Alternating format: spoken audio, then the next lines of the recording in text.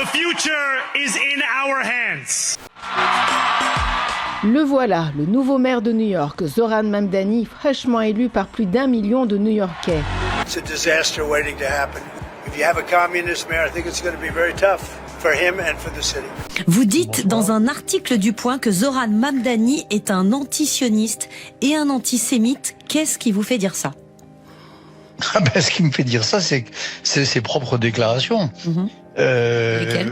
Ce qu'il faut souligner, je crois, avec inquiétude malgré tout, c'est que c'est un vote qui va vers un candidat affiché comme antisémite. Oui. Il est ouvertement pro-palestinien et il a repris en son temps un slogan, le slogan mondialiser l'intifada, en clair, faire la guerre aux juifs partout dans le monde. Il y a 3 fausses informations dans ce que vous venez de dire. D'abord, le fait que ça voudrait dire faire la guerre aux juifs partout dans le monde. Pardon, madame, de vous le dire. Pardon, madame, de vous le dire, mais je crois que vous êtes ici pour informer les gens et pas les désinformer. Et là, en l'occurrence, par votre question, vous les désinformez. Sans action répressive, sans action policière, il n'y a pas de liberté, il n'y a pas d'ordre public. Tire tendu. Tire tendu. Ça va être beau à voir ça. Regarde-moi les potes. Sans action répressive, sans action policière, il n'y a pas de liberté, il n'y a pas d'ordre public. Franchement, ça va tellement vite, je me demande même si c'est des vrais policiers à ce moment-là. Je ne sais pas si c'est des vrais policiers. Celui qui m'attrape derrière, il est en civil, il est virulent tout de suite, là il ferme la porte, il me tabasse, voilà, il me tabasse là.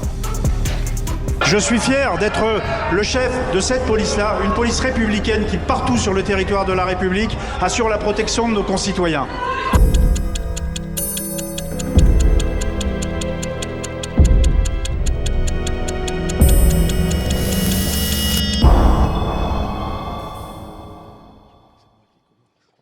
Le 4 novembre 2025, Zoran Mamdani, jeune démocrate socialiste et musulman de 34 ans, a été élu maire de New York aux États-Unis d'Amérique. New York will remain a city of immigrants, a city built by immigrants, powered by immigrants. And as of tonight, led by an immigrant. So hear me, President Trump, when I say this. To get to any of us, you will have to get through all of us. Ce succès, indépendamment du fait qu'il redonne pas mal d'énergie dans une époque très lourdement plombée par l'extrême droitisation des esprits, est remarquable à de multiples titres. Il l'est d'abord parce que Mamdani est littéralement parti de rien, puisque lorsqu'il s'est lancé dans sa campagne municipale il y a 1 an, les sondages lui promettaient une défaite écrasante face à des concurrents disposant des ressources financières à peu près illimitées que leur garantissaient leur étroite proximité avec le grand capitalisme. Ce succès est aussi notable parce que Mamdani a gagné en assumant jusqu'au bout un programme prévoyant notamment de faciliter l'accès de tous les New-Yorkais à un logement décent et à une nourriture correcte et abordable, qui n'avait donc strictement rien de révolutionnaire, mais qu'il situait de fait à gauche de la gauche démocrate américaine, et parce qu'il a mené avec le soutien de sa base une campagne de terrain absolument extraordinaire, qui a notamment démontré qu'il était encore possible de gagner une élection en faisant de la politique de façon intelligente et respectueuse des électeurs. They care about their donors. They care about themselves. They don't care about you. On espère au passage,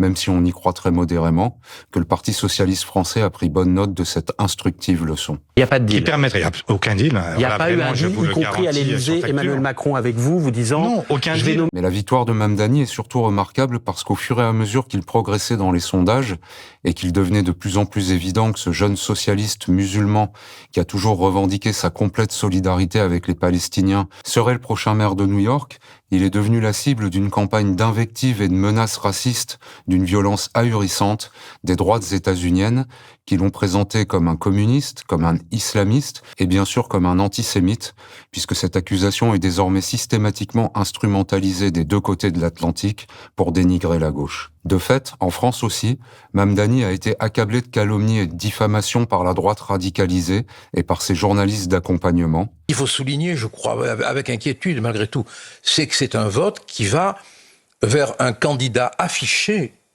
comme antisémite.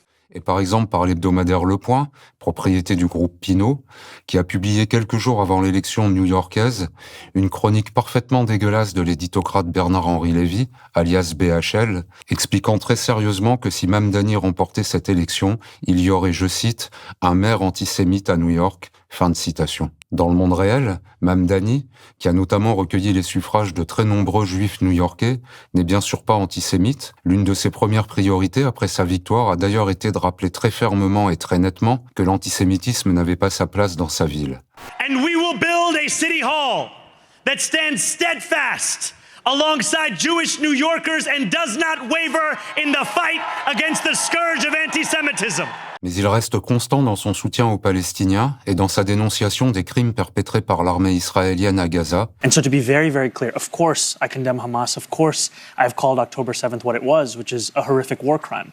And of course, my belief in a universality in international law is also the same set of beliefs that have led me to describe what's happening in Gaza as a genocide. Et c'est ce que ne lui pardonnent pas les truqueurs qui minimisent ou qui nient la gravité de ces crimes et qui sont toujours prêts pour mieux justifier leur soutien à l'État israélien à instrumentaliser le combat contre la haine raciste. Il a repris en son temps un slogan, le slogan mondialiser l'intifada, en clair, faire la guerre aux juifs partout dans le monde. Et quand on lui demande de condamner le 7 octobre, et bien souvent il botte en touche, il répète que le problème c'est l'occupation d'Israël. Est-ce que ça ne vous choque pas? Je vais corriger vos 3 contre-informations avant de répondre à votre question. Deuxièmement, il n'a pas utilisé ce slogan. Ça, c'est une deuxième contre-information. Si, il l'a utilisé, il a repris à son constat. Pas récemment, il ne l'a pas utilisé. On lui a posé la question de savoir si ça le choquait que des jeunes personnes l'utilisaient. Et il a dit, je ne suis pas là pour faire la police des mots. Et vous traduisez ça par le fait que lui a utilisé ce slogan. Il l'a repris pardon, madame, de vous le dire.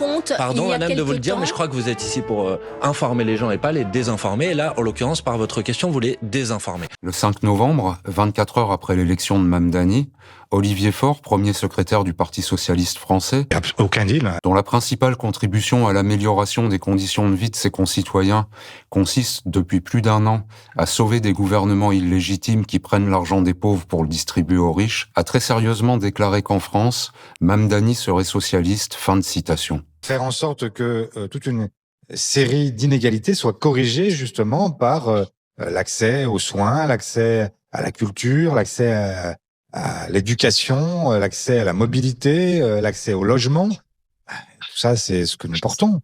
Et j'ai pas l'impression d'être en décalage par rapport à ce qu'il fait. Cette extravagance n'appelle aucun commentaire particulier, mais il faut tout de même reconnaître que par les temps qui courent, ça fait toujours du bien de rigoler un peu. Socialiste, c'est la mode américaine.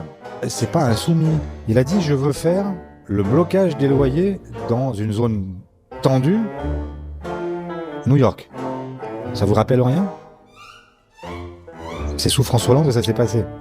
J'ai pas le souvenir que on ait classé François Hollande à l'extrême gauche. Le 5 novembre, toujours, le journal Libération et le site Mediapart ont diffusé des vidéos inédites, filmées par les forces de l'ordre, de l'abominable répression qui s'était abattue en mars 2023 sur les manifestants réunis à Sainte-Soline pour protester contre la construction illégale d'une méga-bassine. Il y a bien sûr beaucoup à dire de ces images révoltantes qui montrent des gendarmes surexcités, se délectant bruyamment des blessures et mutilations infligées à des militants qu'ils agonisent par ailleurs d'injures abjectes. Fils de pute, de merde, c'est un chien là. J'ai cru que le mec il allait jamais se relever. Ah ouais, mais il a pris la... Il a dû la prendre pleine gueule. Ah, il a pris la tête, hein. On peut notamment relever ceci. Petit 1, l'ordre donné à ces gendarmes de procéder à des tirs tendus de grenades lacrymogènes ou explosives. Vous attendez quoi les gars? Tirez, bordel! Vous balancez un tendu s'il faut! Tendu! Est venu d'en haut, alors que de tels tirs, en raison de leur extrême dangerosité, sont en principe formellement interdits. Petit 2, le ministre macroniste de l'Intérieur de l'époque, Gérald Darmanin, qui avait promis 24 heures avant le rassemblement de Sainte-Soline. Nous verrons des images extrêmement dures, parce que là aussi, il y a une très grande mobilisation de l'extrême gauche et une très grande mobilisation de ceux qui veulent s'en prendre et peut-être tuer des gendarmes, tuer des institutions. Devrait d'urgence être convoqué devant la justice afin d'être interrogé notamment sur ce qu'il savait de ces instructions et d'un déchaînement de violence qu'il avait donc annoncé avec 2 jours d'avance. Petit 3, Cette convocation devrait être grandement facilitée par le fait que, par une heureuse coïncidence, ce même Gérald Darmanin est aujourd'hui ministre de la Justice, de sorte qu'on ne doute évidemment pas qu'il va très rapidement s'auto-convoquer pour s'auto-demander de s'auto-expliquer sur les gravissimes manquements relevés il y a 2 ans à Sainte-Soline, car on n'imagine bien sûr pas que ce haut personnage puisse ne pas vouloir faire toute la lumière sur cet énorme scandale. J'ai une toute dernière question d'actualité à vous poser, Monsieur le Ministre. Le Conseil d'État qui annule la dissolution du collectif des soulèvements de la Terre. Merci beaucoup. Merci beaucoup. Le 6 novembre, l'Orchestre national d'Israël a donné à la Philharmonie de Paris un concert qui a été brièvement interrompu par des défenseurs de la Palestine et du droit international, qui ont brandi quelques fumigènes et qui ont rappelé pacifiquement que l'armée israélienne extermine depuis 2 ans les Palestiniens de Gaza.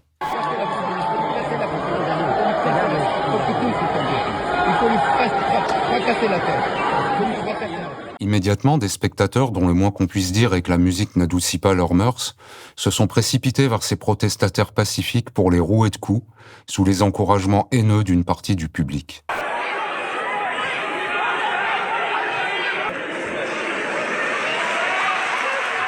Mais dans les heures qui ont suivi, la presse et les médias mainstream ont installé un récit complètement truqué de cette soirée pour imputer ces violences à leurs victimes, et l'éditocrate Bernard-Henri Lévy s'est une nouvelle fois illustré en postant sur le réseau social d'un milliardaire d'extrême droite un message demandant, ouvrez les guillemets, jusqu'où ira la mise au ban des artistes juifs et en général des juifs, jusqu'à la violence ultime, le lynchage, fin de citation. Ce message est intéressant parce qu'il constitue un exemple parfait de la manière dont les souteneurs du gouvernement israélien réécrivent désormais la réalité en temps presque réel. Car tout est faux et mensonger dans ces 3 phrases de BHL, puisque dans le monde réel, répétons-le, les artistes de l'Orchestre national d'Israël, loin d'être mis au ban, ont au contraire été invités à se produire à la Philharmonie de Paris, et les seules violences qui ont été perpétrées lors de ce concert l'ont été par les spectateurs ayant effectivement essayé de lyncher les militants venus rappeler pacifiquement que l'État hébreu commet des atrocités à Gaza.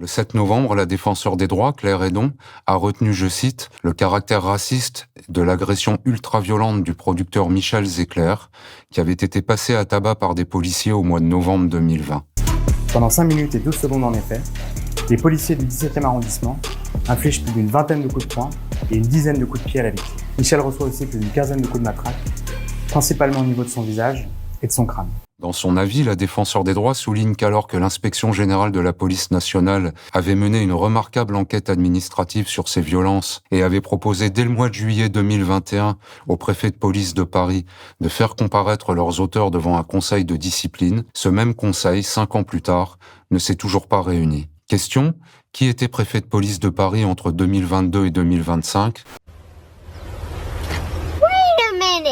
Réponse, un certain Laurent Nunez, qui est aujourd'hui ministre de l'Intérieur, et dont on devine évidemment qu'un peu comme Darmanin avec le scandale de Sainte-Soline, il ne va plus tarder à se demander à lui-même pourquoi il est resté si longtemps inerte face à des violences racistes désormais caractérisées. C'est les propos qui ont été tenus publiquement par certains de vos députés, qui laissent à penser, et j'ouvre les guillemets, que l'institution policière tuerait, que l'institution policière est une institution colonialiste, qui tue des racisés, j'ouvre les guillemets, et que finalement les violences policières sont systémiques. Croyez-moi que beaucoup de nos concitoyens n'oublieront pas tout cela. N'oublieront pas tout cela.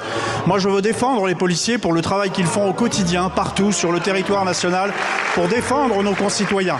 Sans action répressive, sans action policière, il n'y a pas de liberté, il n'y a pas d'ordre public. Le 7 novembre, toujours, l'éditocrate Franz-Olivier Gisbert était invité sur France Info, média d'État, dans le cadre de sa tournée de promotion de son dernier livre, qui raconte en substance que la France était quand même beaucoup plus agréable à vivre à l'époque où il y avait moins d'immigrés incontrôlés et plus de jolies chansons de Michel Sardou célébrant la peine de mort ou le temps des colonies. On peut plus fumer, on peut plus boire au volant. On peut même plus mettre une petite main au diplodocus. Profitant de la tribune qui lui était ainsi offerte, Gisbert, qui ne reste jamais plus de quelques jours sans répéter qu'il faut absolument réduire la dépense publique, a une nouvelle fois fustigé ce qu'il appelle l'État nounou, qui selon lui ne peut pas fonctionner indéfiniment car il est beaucoup trop dépensier et devrait d'urgence revoir son système d'aide sociale. Et bien sûr, son intervieweuse aurait à ce moment-là pu faire le choix de lui rappeler que lui-même a littéralement fait toute sa carrière dans des journaux et magazines gavé d'aide publique à la presse et qu'il est par conséquent l'un des plus constants profiteurs de cet État-providence dont il répète en boucle qu'il est trop généreux. Mais plutôt que d'importuner son invité avec ce genre de détails inutiles, cette prévenante journaliste a préféré lui poser cette question qui nous renseigne très utilement sur le niveau moyen et les croyances profondes de certains collaborateurs et collaboratrices de France Info. Qui aura le courage de dire l'État-providence c'est plus possible, il va falloir l'adapter. Merci d'avoir suivi cette chronique, on se retrouve dans 15 jours.